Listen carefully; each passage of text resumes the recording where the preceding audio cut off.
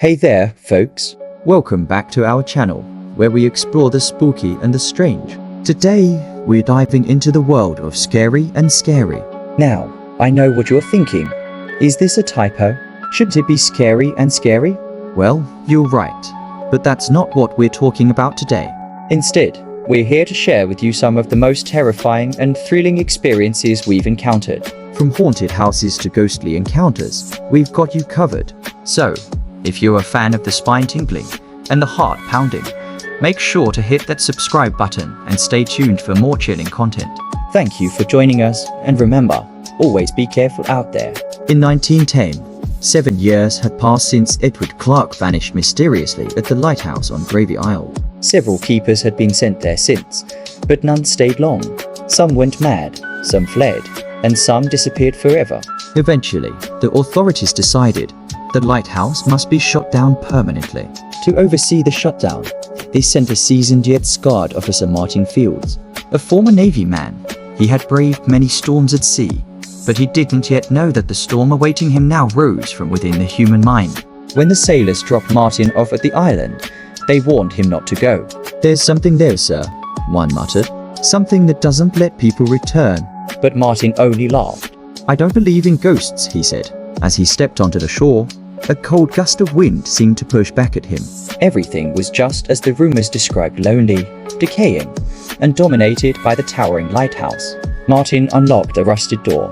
Inside, the air was thick with dampness, rot, and an unease he couldn't name.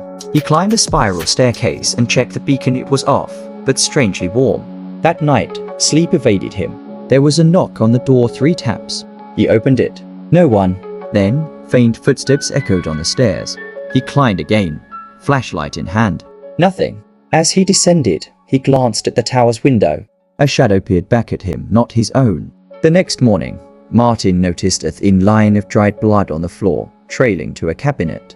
Inside, he found a diary. The name on the front read, "Thomas Reed Keeper, 1903. You cannot escape.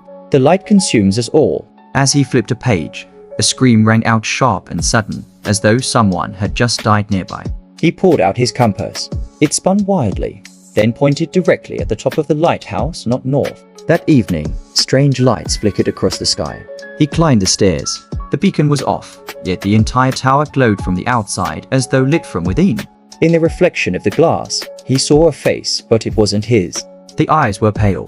The face bore scars. Then a voice whispered, "It's your turn now.